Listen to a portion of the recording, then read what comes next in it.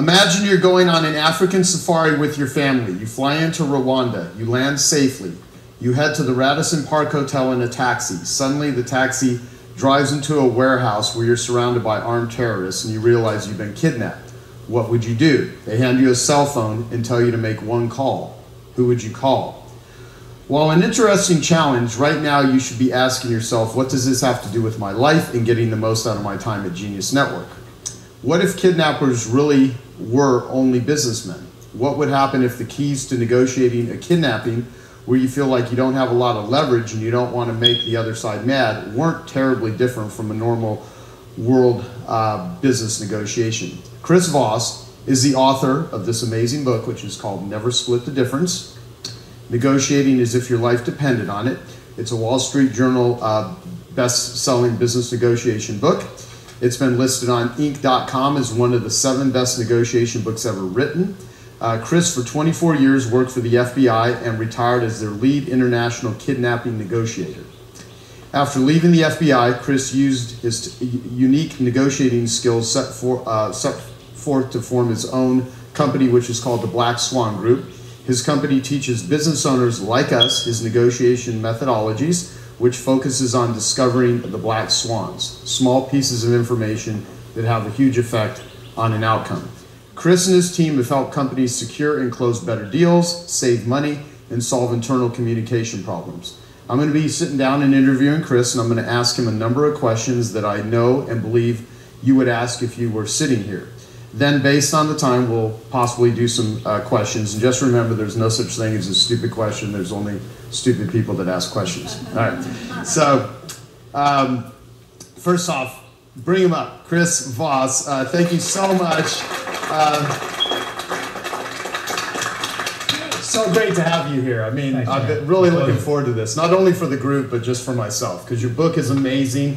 And I'm sitting on a whole slew of questions here. I won't have time to ask you all these, but whatever pops out. So what the heck does negotiating with terrorists have to do with people running a business? Yeah, well, our negotiations are calmer. Yeah. Now, interestingly, you know, if you've seen on the Netflix show Mindhunters, right? FBI psychological profilers, they started that whole thing by just saying, all right, criminal behavior is just human behavior. Just happens to be more intense, but it's governed by the same set of rules. And suddenly they started solving all these crimes. Hostage negotiation is just negotiation. Human beings are involved. Same set of rules.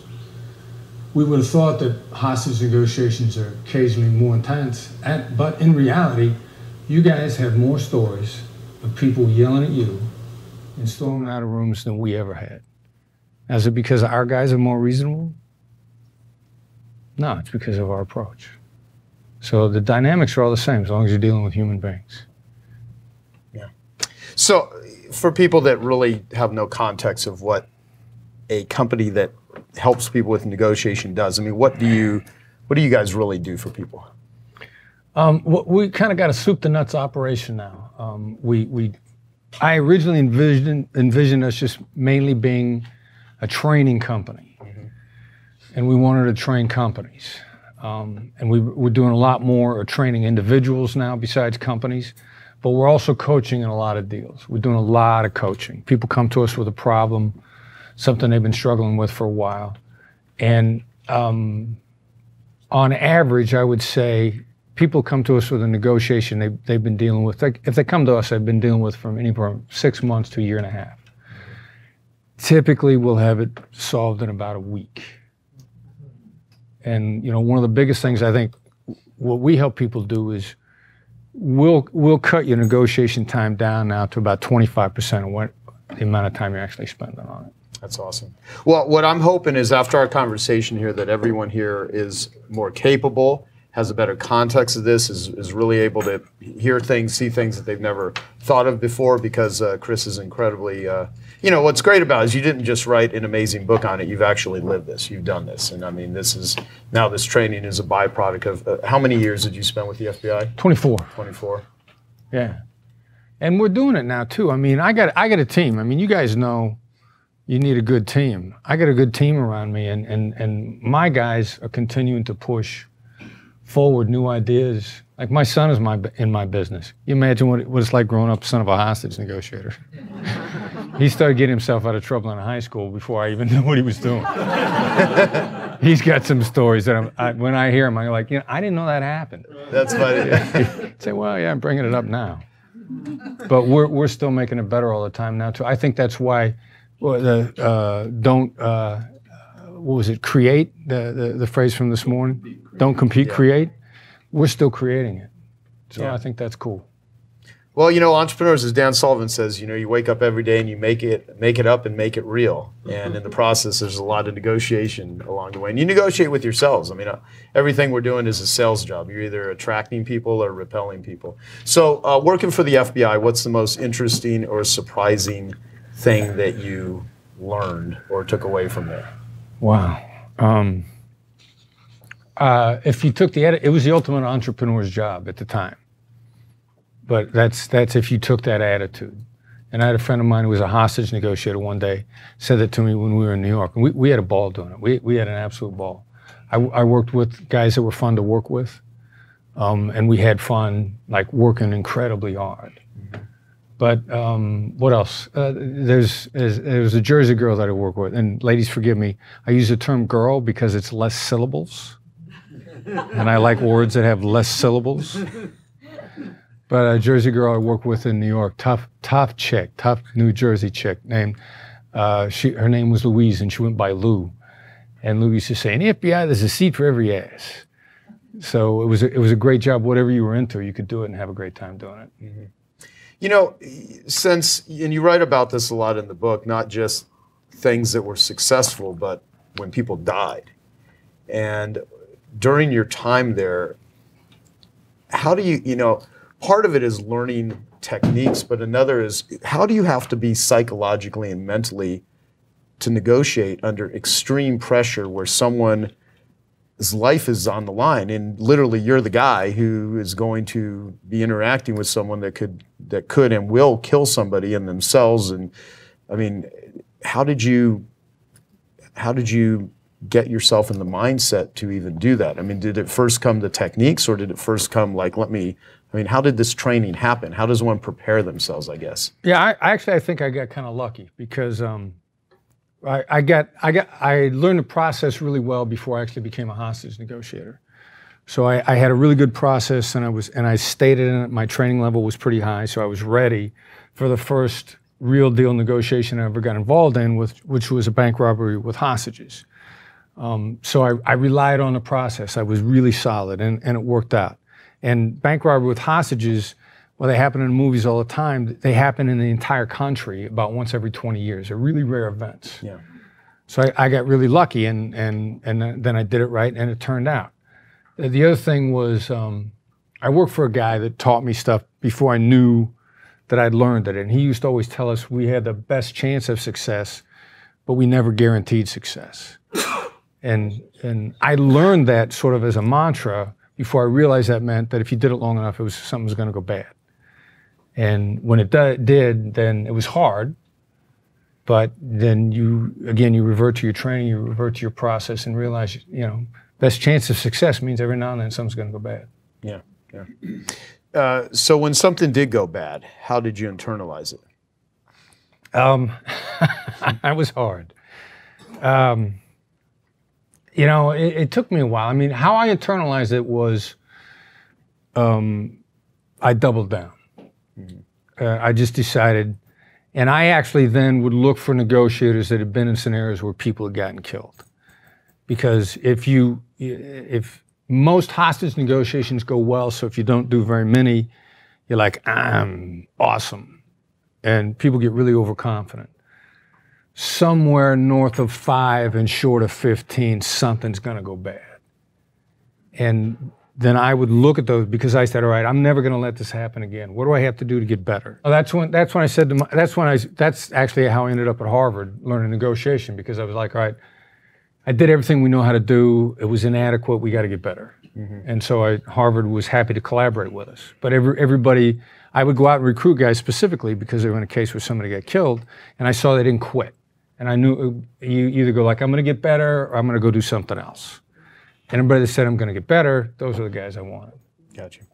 So I've got some interesting questions here. One is, you say that Oprah Winfrey is the greatest negotiator of all time. Why do you say that, and what skills are needed to be a great negotiator? Yeah, it's Oprah Winfrey got Lance Armstrong on camera and got him to admit to everything, and no question was a surprise. He agreed in advance to be asked every one of those questions. Think about that negotiation in advance. And you could pick out time after time after time where she and her people did something spectacular, which required communication. She's had no shortage of blowouts with celebrities. How many of them do you know about? That's a mark of a great negotiator. Not who they crushed, but what they achieved, what they accomplished, and who's still doing business with her after those blowouts. And then also, look at where she started. Yeah. A poor black female from Chicago, right? Shit ton of trauma. It isn't like she didn't have her dad give her $1 million to start out with, right? Mm-hmm. So when you start looking at the length of the things that she did, and then I've gotten to know her vice president for booking and talent relations for the last 19 years, recently in LA, and I've gotten to know some of the stuff they did, and I was like, wow, yeah. A lot of the exact same stuff that we did, only in a different way, which was a relief to me to hear that it was the same ideas. But Oprah's interesting. I'm not friends with her. I've met her twice. Once in 1999, I think it was, in a spa down in Tucson, and she is just hardcore. I mean, you can just tell she has a force field. I mean, she is a force of nature, and she's very strong and very powerful, but she also knows how to be pleasant. And she's a very interesting personality. And she was just so tired when I spent about 10 minutes talking with her about equine therapy with horses and stuff. And I so badly wanted to ask her to do an interview, but she just looked so exhausted at the time that I just had to keep it on a personal level. But and she was very pleasant, but very protected until she could see that because all day long she's just getting hit up. People want a piece of her, and you have to do that. But yeah, I mean, you're absolutely right. She has not developed a reputation of being a jerk. I mean, anytime there's the whiff of controversy, it goes away. She doesn't fan the flames. Yeah. I mean, I had somebody tell me a very specific conversation she had with an extremely high-profile celebrity that wanted to put conditions on the interview, and in sum and substance, Oprah called her on the phone, and the message was, it's my way or the highway. And the celebrity completely agreed. Now, she didn't say it like that, but that was the essence of the message. And so if you can say someone who's used to getting their way, and this person has pretty much gotten their way through the entire world, you can say it's my way or the highway to them, then you're good at negotiation. Yeah, yeah. So what are the biggest mistakes that, let's start with that we make with negotiating? Because we're all doing it. I mean, how would you even define negotiating? Communicating to accomplish results in real broad terms. Information gathering is part of it. Herb Cohn wrote a book a long time ago called You Can Negotiate Anything, and he defined negotiation as a use of power and information in a web of tension. Now, a web of tension would be emotions, and the only tweak I think that we made on our definition is we don't just use information, we gather it and use it. Because if you're saying the use of information, you're assuming you're coming to the table and you should have gathered all the information before you come to the table. The table's the best place to gather information. Okay. And a lot of people will hold themselves back from going to the table because you want to be prepared. You don't want to be caught off guard. About a third of you in a room are horrified at getting caught off guard at the table. And that's holding you back. Yeah. So in terms of the mistakes, do people, what are some common ones that are easy to fix? Like, you have a whole way of start with about no as an example. I love the way that most people want to get a yes. Maybe we can talk about how yes could possibly not be the first thing you want to hear out of someone's mouth. Because everyone here is wanting to sell stuff, and you got a lot of the world's greatest marketers, and they're, and I've had the conversation with Dan Sullivan that, no's are great, yeses are great, maybes are what kill you. You know, if someone says no, you at least know where they stand, and you can either, you know, it's done, or you can, now knowing what you know, that's actually a starting point. But maybes, where someone's like, oh, I'll call you back or whatever. And so I'd love to have you talk about just the languaging and what to pursue and how to actually start the whole process of getting to, you know, something favorable and the result that you want. Yeah, sure. All right, so yes is a useless word. There is no more useless word. And the majority of you probably yes addicts. And recognizing that is one thing. Getting out of it is even harder, because you're hardwired. If you're hardwired to hear yes, breaking out of that dynamic is really, really hard. But it could be one of the biggest issues. And if you're hardwired for yes, of course, you're horrified at no. But in any important negotiation, I don't bother with yes at all. Give you an example. We ran a training in New York a few months back, and I had recently run across Robert Herjavec. Wonderful guy. I mean, generous on the strength of just an introduction. I'm from one person. I'm sitting down with this guy and for lunch for 90 minutes, and he's talking to me for 90 minutes, and he's buying. I mean, what else do you want, right? So through the course of the conversation, I tell him we got this training going on, and I offer him, you know, give you a free ticket. And he says, how many can I buy? Like, wow, even better. What an even more gracious guy. He loves so much we're talking about it, he's willing to pay too. So we're going back and forth on the tickets, how many he's going to buy, and the window's closing. It's going to slam shut, and he's not going to get in. And my people are bugging me. They're mad at me because I'm giving away tickets for free that we'd be selling otherwise. So I'm in a doghouse already anyway. So I'm in Los Angeles. My team is in New York, East Coast. We're 3-hour handicap in LA. And they're screaming at me. And he hasn't pulled the trigger on the tickets. So I sent him an email. Are you against committing for 3 tickets now? Are you against paying for those tickets before the start of business tomorrow? Because we're going to be 3 hours behind the clock. If they wait till tomorrow morning, they're going to be gone. And then I'm going to be embarrassed. I get an email back in less than 30 minutes. We'll commit to 3 now, we'll pay for them. And they paid for them within the hour. After 5 o'clock in Los Angeles. So every time it's really, I mean, we don't bother with yes. You can flip any kind of question, any kind of commitment question from a yes to a no, and you'd be shocked at what people will say no to. I mean, friggin' shocked. And yes is commitment, yes is hesitation, yes is concern. That's why people are really good at the false yes.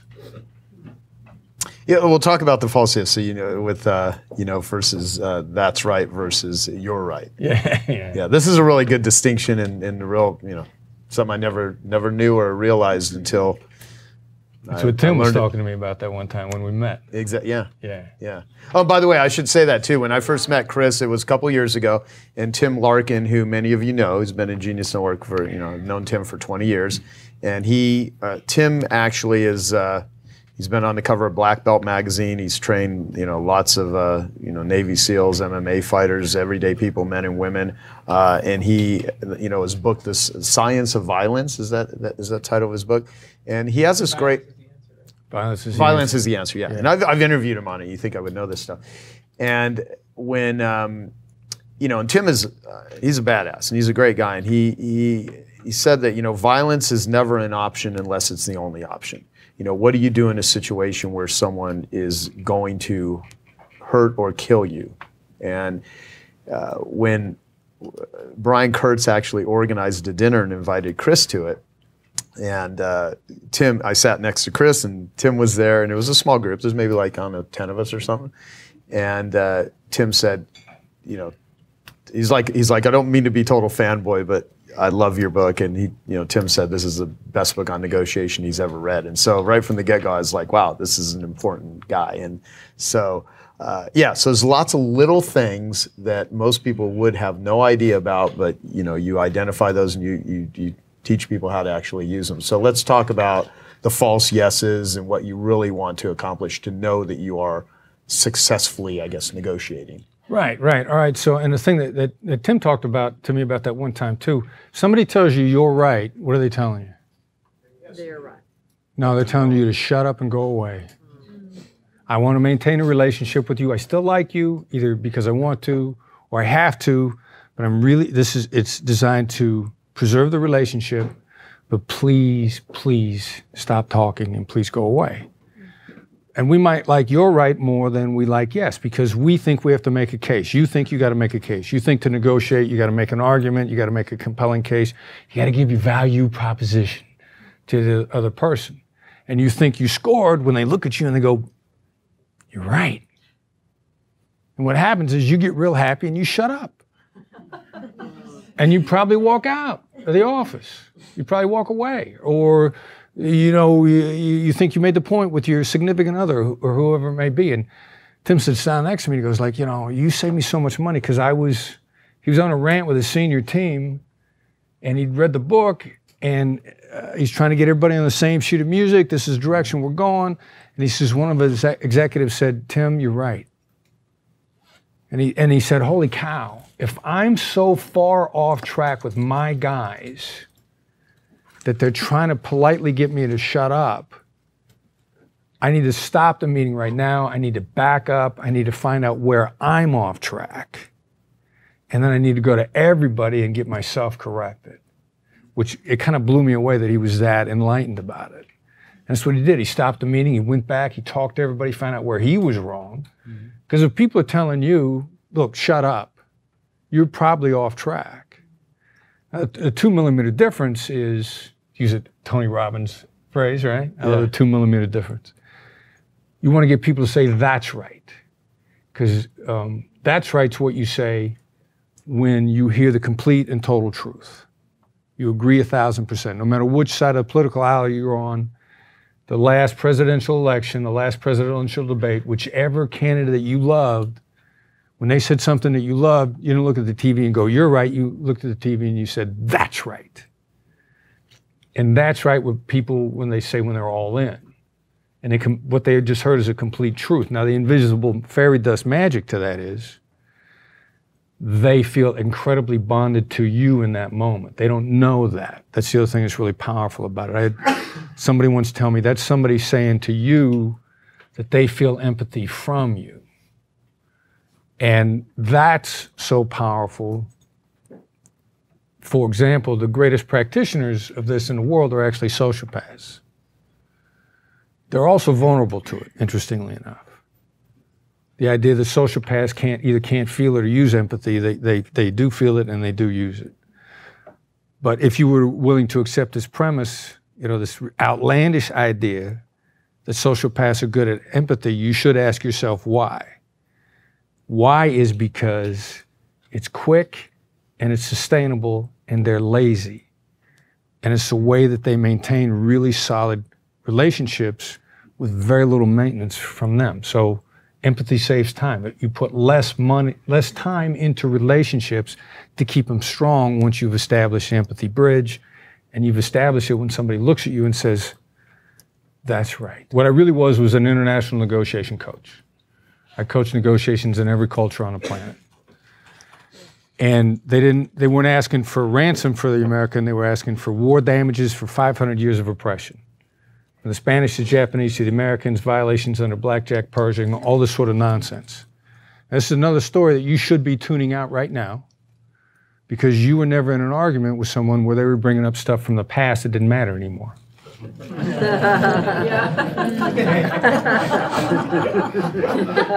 Where are you? So we tried all sorts of logic, all sorts of in and out, tried to be clever. I thought I knew terrorism. I thought I knew Islam, and I thought I knew all this stuff. And finally, one day we just said, we're going to get a that's right out of the guy on the other side, the sociopath. And make no mistake, a raping serial killer. Chopped lots of heads off personally, was proud of it, and no shortage of rapes to his credit. And I coached my guy to get on the phone, and you just make their case. It's the Stephen Covey advice. Instead of seek first to understand, then be understood, demonstrate understanding. You got to make their case, not your case. but you just recognize it. Don't agree with it. But lay it out the way they see it. Lay out everything that this sociopathic terrorist has been laying out of all the nonsense of why $10 million is a bargain basement price for 500 years of war damages. And he laid it out, and he laid it out, and he laid it out, and he laid it out. I said, and if you're not laying it on thick, you're not laying it on thick enough. And my guy finished it, and there was a short silence on the other end of the line, and the terrorist said, "That's right." And we said, okay, let's talk again in a couple of days. And the $10 million ransom demand went away. They never brought it up again, ever. It went away. It was gone. It was completely gone. A couple of months later, the American walks away. We had done a number of things. We'd gotten them disorganized. We completely disorganized them. They didn't know we did it to them through our communication techniques. American walks away.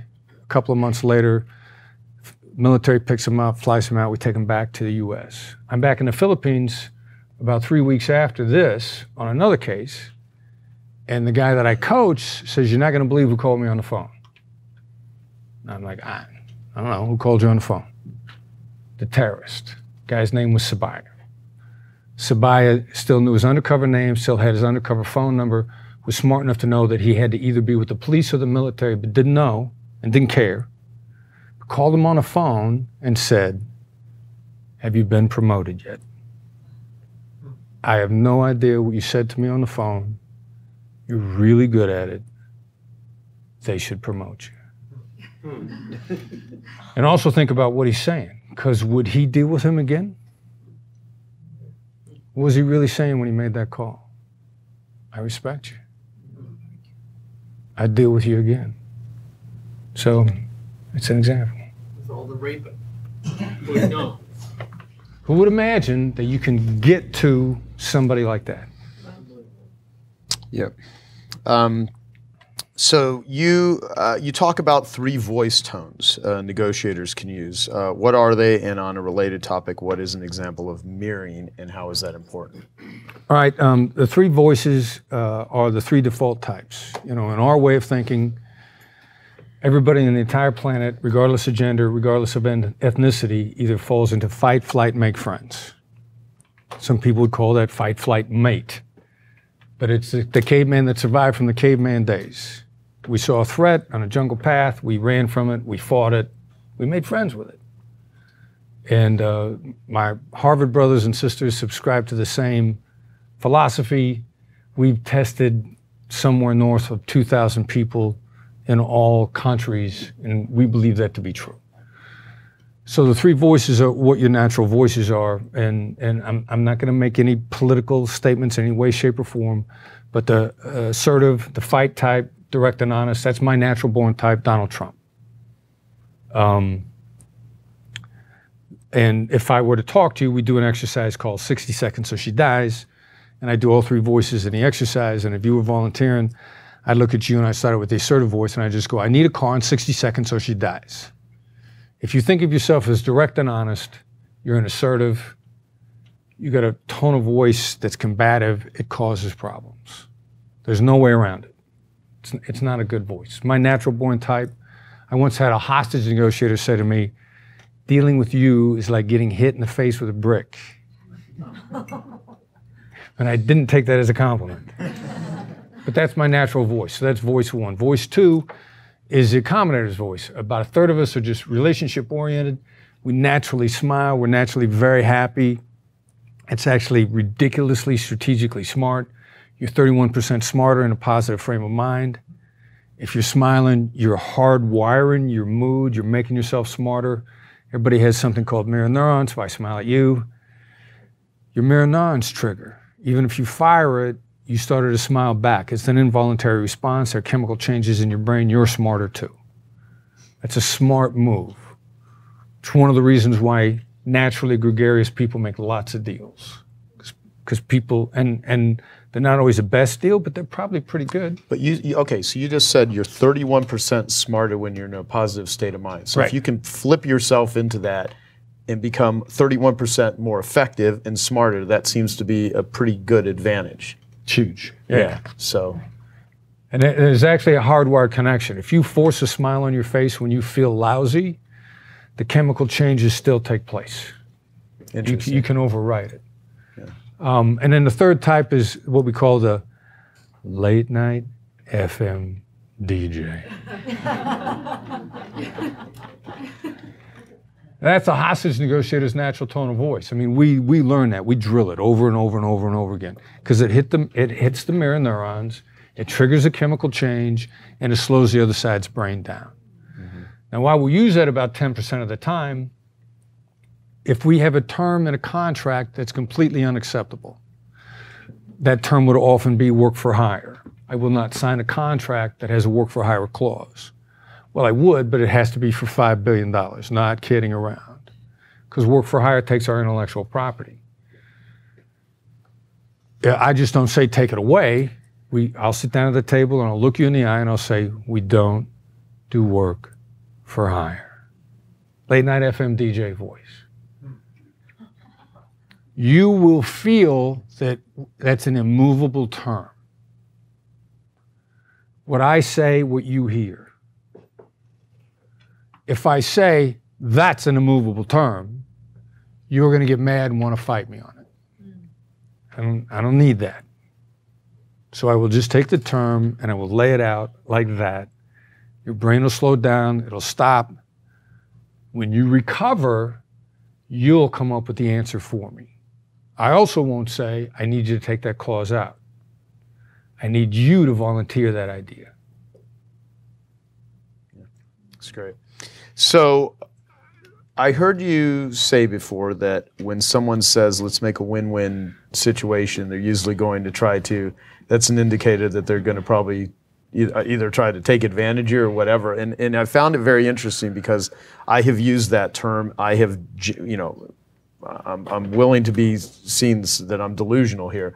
I have said it in ways where I really do look out for I want it to be a win-win situation, not use it as terminology to hide dishonesty or hide attempting to be. And I know the whole thing of like a lot of people that brag about how their integrity is and how great they are and how they want you to win, a lot of times they're the most full of shit. I also know that some people that are the most smooth talking are sometimes, wolves in sheep's clothing sort of thing.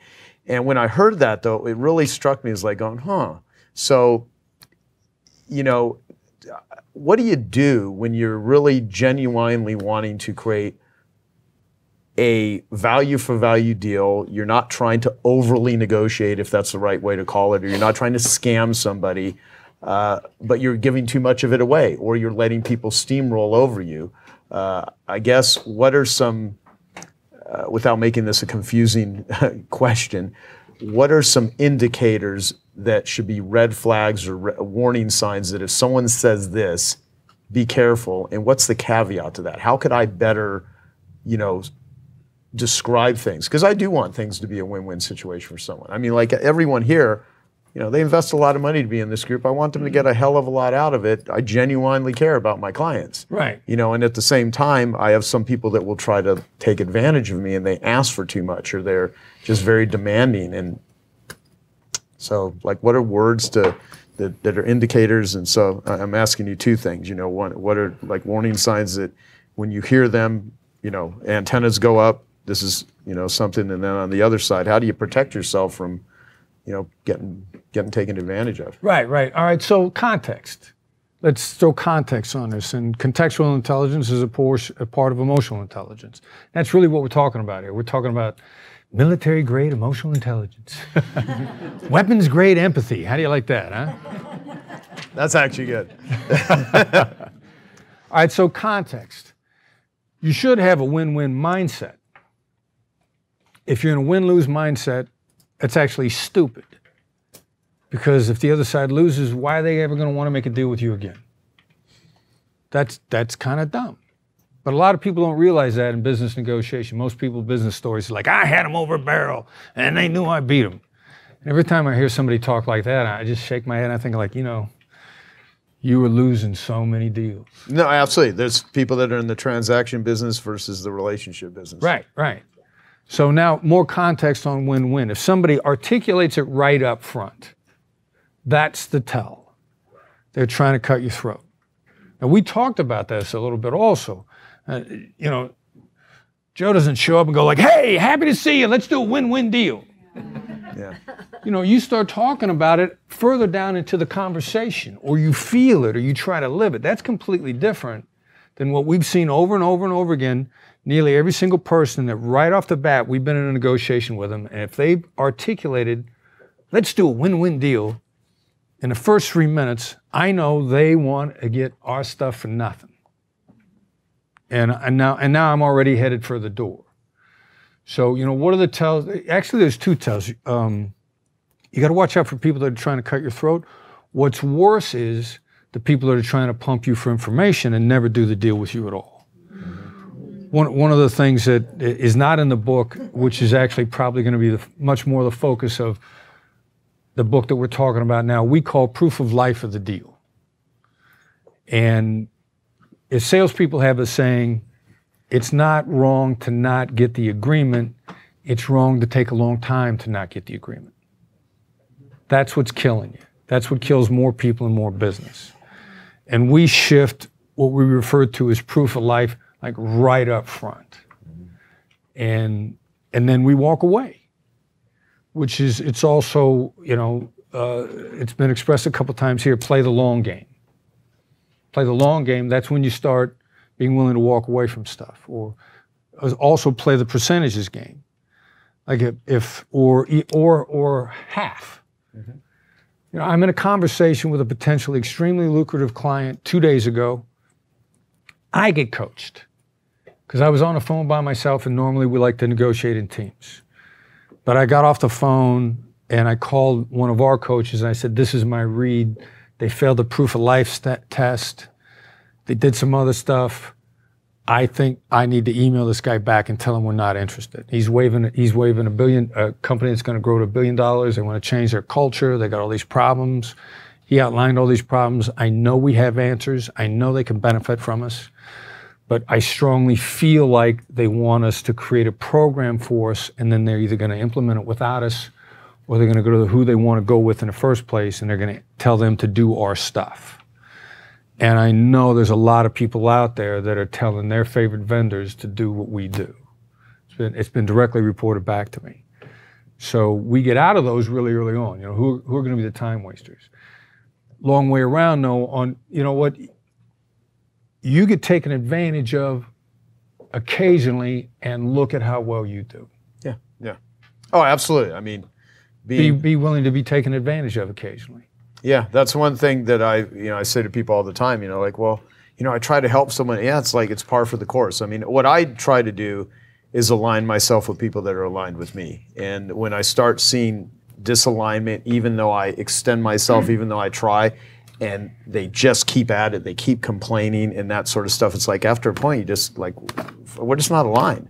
I mean, you just see the world different than I do. And so, but yeah, it's really good to have indicators early up front and be able to, bail on it, because there's always signs, Yeah. It's just if you're, what are you looking for? If you're able to sniff it out and smoke it out early enough in advance. Yeah. Now, dealing with people that want to kill somebody, when you said it in interesting, like you talk about it in the book, and I've watched interviews with you and seen you speak. I mean, you have a great talk at Google, and where a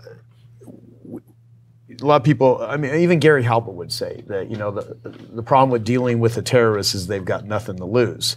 But from your standpoint, they always have something. And so is there anyone that you simply cannot negotiate with? I would say... Or a situation. If they're communicating with you, we used to always say you always have leverage. If you're talking to me, I got leverage. At all. So we'd have a problem with people that wouldn't talk to us at all. Or we're gonna sniff out early on what they're trying to orchestrate. And we look for indicators. We used to call them high-risk indicators. Like if they're where this is going, if they're setting us up, and then you just have to recognize that you're being set up. But if you're talking to me, then I have leverage. And even if you're trying to set us up, if I can figure that out before we get to where you're going, I'll try to change the destination. And some of it might be by refusing to talk, or it might be by calling you out. Yeah. And we did this publicly. We started ISIS executions from the 2012 timeframe, when Jim Foley, Stephen Sotloff, some of the others were murdered. That was Al-Qaeda 3.0. It's Al-Qaeda in Iraq from 2004. They did the same thing. Abu Bakr al-Baghdadi was an Al-Qaeda lieutenant in Iraq in 2004. Zarqawi, I think, was the guy's name in Iraq. They started the same thing, and when we sniffed out that they were orchestrating murders, we basically went public with it. And we changed the narrative from they were terrorists to they were criminals. Because a criminal will travel the world to go be a terrorist. And that's how they were recruiting. But a criminal won't travel the world to go be a criminal. I can be a criminal here. What do I need to go to Iraq for?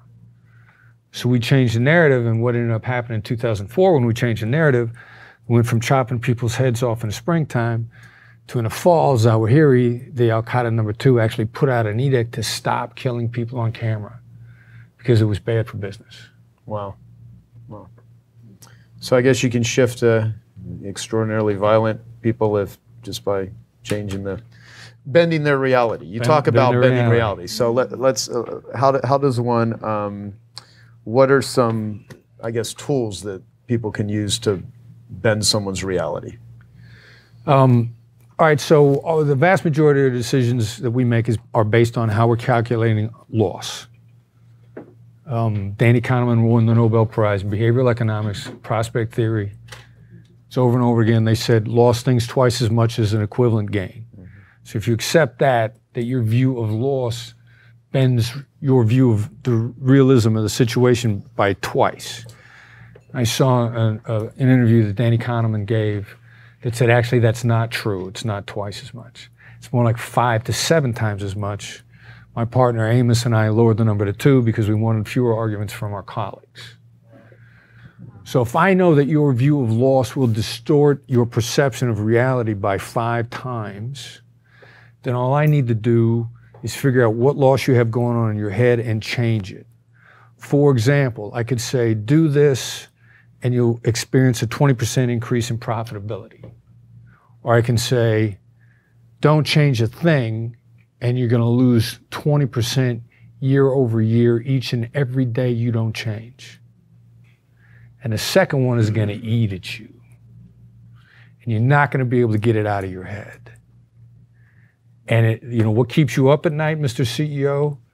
It's some sort of a loss. 70% of buy decisions are made to avoid losses, which means you shouldn't pitch value. You should start out by finding out what they see their loss as, which is this whole idea, this communication approach. I need to get you talking because I need to know what you think the loss is and how you see it.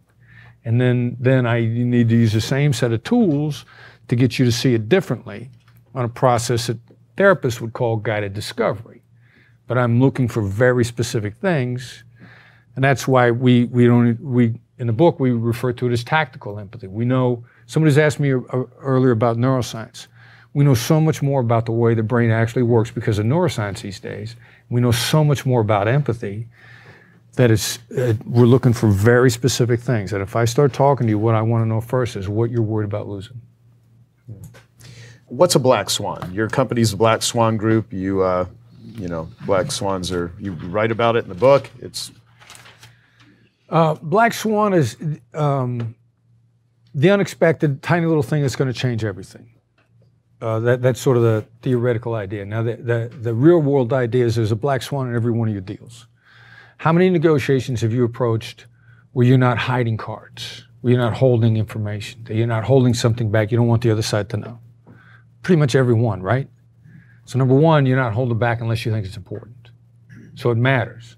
So if you put it out on the table, it'd probably change the negotiation. You just don't feel safe doing it. If it's true for you, it's true for the other side. Now, the hard thing to see is where's the overlap on those cards that nobody's showing. Neither one of you have any idea what's in there. So you got to get to a point where you have a reputation for not hurting people, so that then they might show their cards.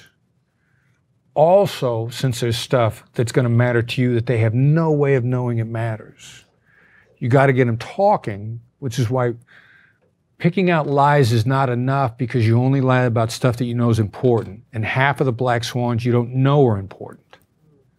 So you're never going to give a physical tell. You know, do I look down when I'm hiding? Or do I look to the side when I'm hiding? If I don't know what's important, I'm not going to give you a physical tell. That's why you also got to get people talking about the whole environment, sort of in an unguarded stream, and they'll blurt something out. Quick example. An organization's trying to get me to come and speak for free, which I'm not doing. All right, so what kind of constituency do you have? How many people? 300. We're a regional association. We don't have money for trainers. We could buy books. Really? Okay. They can videotape it. Really? I need videotape. But then the killer was, I said, what kind of publication have you got? Well, we don't have one. But there's a national publication. Really? What's the national publication got? You interview me, we place it in the national publication, they got to put stuff in their publication, they got 20,000 people they're immediately accessible to, get them to put it on the cover, I'll come talk to you for free. National's like, of course, we got to put something in the article, in the magazine anyway. This is the way we support a regional association to get a speaker that would come in and charge him a bunch of money and he'll come in and do it for free. Yeah. We'll do that. If we hadn't had that extended conversation about what you have access, they didn't know I want to be in somebody's magazine, but it's the access to the people. So we just had to keep talking because they were sitting on assets that they had no idea would matter to me until we started talking about it. We're taught that you ask questions to do what? To gather information. You need to find out information. 2/3 of the time, questions are not the best way to get information. If I say to you, what's on your mind? That's a good open-ended question. We would call that a calibrated question. All your questions should start with either what or how if you ask calibrated questions. They're very deferential. There's great power in deference. When I'm deferential to you, you're more likely to be honest with me because you feel large and in charge. There's a whole bunch of emotional intelligence reasons why that works. But you're still going to give me a fairly guarded answer. If we're just and so you'll answer, but it'll be guarded. If while we're talking, instead of saying what's on your mind, if I say, sounds like you've given us a lot of thought. Sounds like there's something on your mind. That's just a verbal observation. We call it a label.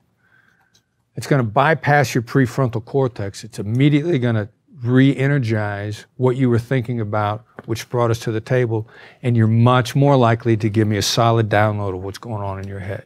It'll come out much more unguarded.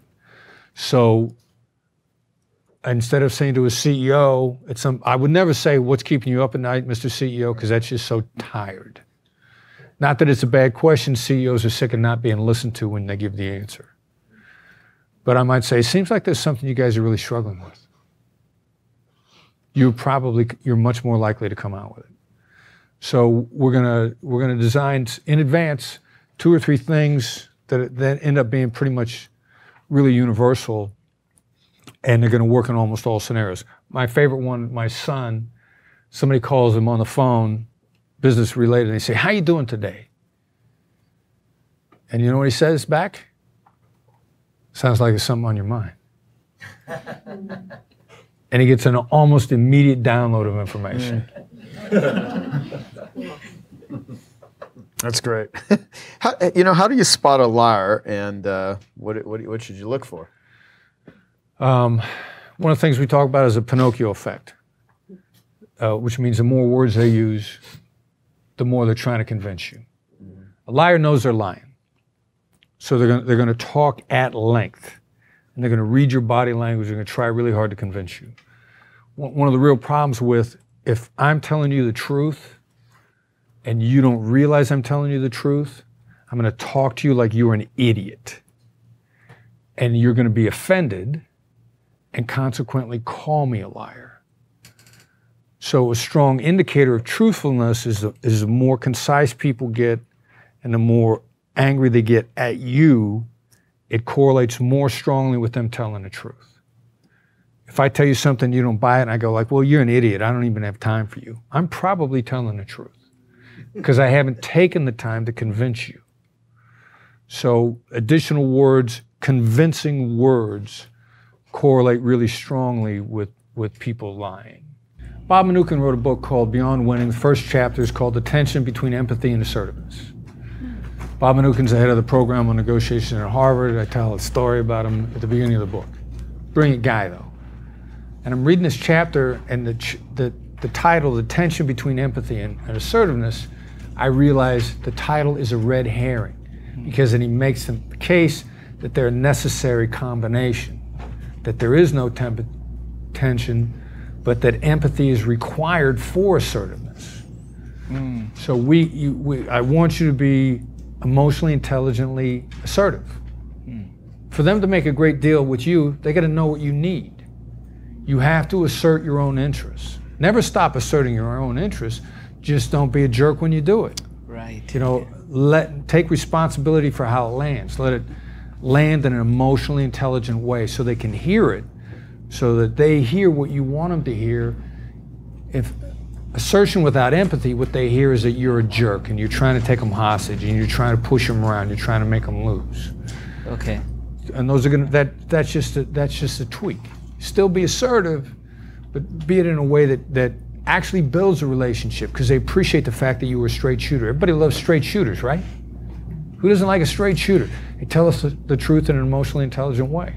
That's the whole design of it. Here's one trap I see a lot of entrepreneurs get into, including myself, is if you become very effective at selling people, or you become very effective at persuading, and there's always ways to be far better, I mean, certainly, you a lot of times can sell yourself into deals you shouldn't even be in. You know, I mean, you just end up getting clients you shouldn't have. You're always in the, you know, and I know a lot of, especially marketers, that they go into these pitch modes because they've studied so much damn NLP or so much persuasion, they can't freaking help themselves. And so everything becomes a negotiation and trying to squeeze. And so part of it is like, you know, I have about 6 hours of interviews with Arianna Huffington when I was helping her launch her book Thrive a few years ago. And my favorite line out of the whole thing that she said was, you know, the best way to complete a project is to drop it. And, you know, and there are some things in life you just need to unsell them. You need to negotiate yourself out of the deal, right? So like you're really damn good at just saying no and, you know, doing it in ways that are very effective. So advice that you would give for just knowing what to not get yourself involved in. Well, all right, so the question started out with cutting ties with somebody. Yeah, dishonest, negative, or lazy people, and getting them out of your life. And because I think all of those are negotiations also. You know, especially if they're relatives. That's a tough gig for people, you know. All right, so the hard part about empathy is empathy is their perspective. We're happy to have empathy with people we agree with, but that anybody could do that. So you're going to cut ties with somebody who doesn't want you to cut ties with them. What's their perspective going to be on you? Anticipate it and then inoculate it, go farther past it, because you can't plant negatives with observations. You only plant negatives with denials.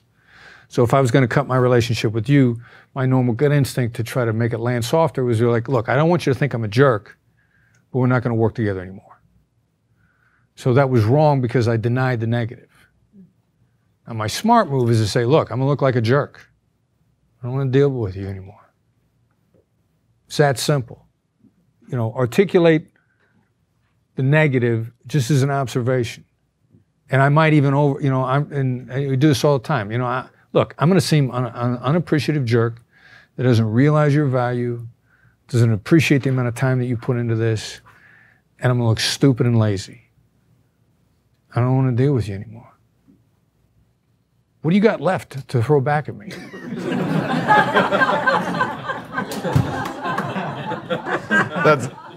You got nothing.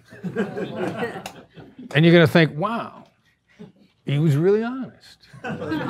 Your reaction to that, I mean, and that's the really hard part about this. But this is one thing, and we talk about it in the book a little bit. We refer to this as the accusations audit. Since we've been in the coaching, I mean, that's how we're cutting negotiations from 18 months to a week by just we aggressively over diffuse negatives. I mean, extremely aggressive in it. And it's making a huge difference. So the negotiation is to negotiate to agree to part ways. How are they going to react? Let me preempt it. Yeah, great, great. What should I have asked you that I did not? Wow. I'll go back to something you did ask me, like how do people get better right away? Let the other side go first. You know, let the other side talk. Don't be in a rush to make your case. There's a really good chance you let the other side go first. There's going to be something in that mess that you love. And then you go, brilliant. And they think it was their idea and it'll work. What a lot of things that seem really inefficient in the process are the reasons why we're cutting our negotiation time way, way, way, way down. The emotional intelligent approach is really indirect, and it seems meandering, and it seems like it's all over the place. But the reality is it saves massive amounts of time.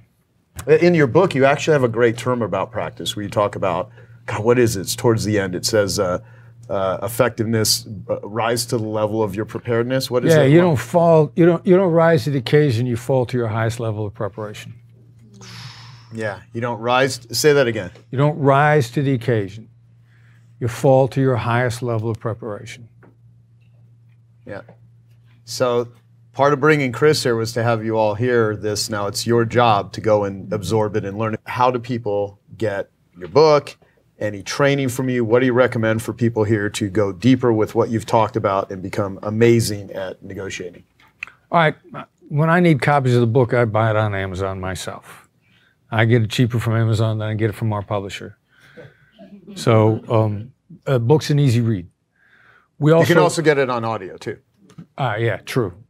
We've also got a negotiation newsletter. It comes out once a week. It's a good price. It's free. Yeah. One of my federal government employees used to like to say, if it's free, I'll take 3. But it's a short, sweet article. Each week comes out on Tuesday morning. Plus, we get training announcement. The newsletter will take you right to the website. It's a gateway to everything that we do. We got stuff that we put out there for free. There's stuff that we charge a lot of money for. But there's stuff that we have for free. And you might as well let the newsletter take you in and do the free stuff. You can it's called The Edge. You can subscribe via text. Text FBI empathy, all one word.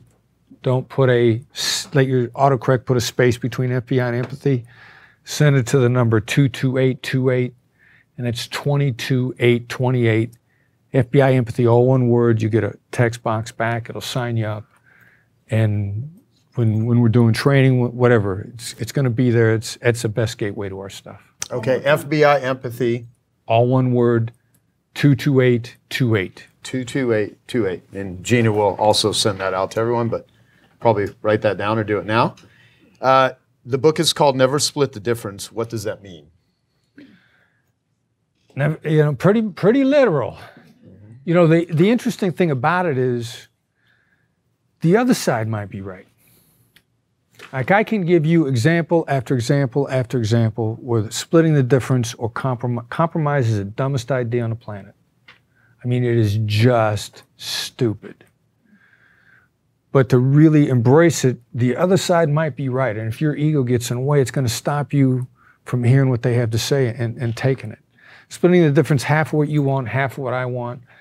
You think I should wear brown shoes. I think I should wear black shoes. I wear one black, one brown. I mean, it's just, and I give you so many examples of time after time, splitting the difference or compromising just worked out bad. And that's why somebody asked me earlier, said, well, all negotiations, it's a good deal if everybody's mad. I'm sorry, that's dumb. Yeah. And that's splitting the difference. So have you found this useful? Yes. Awesome. Thank you.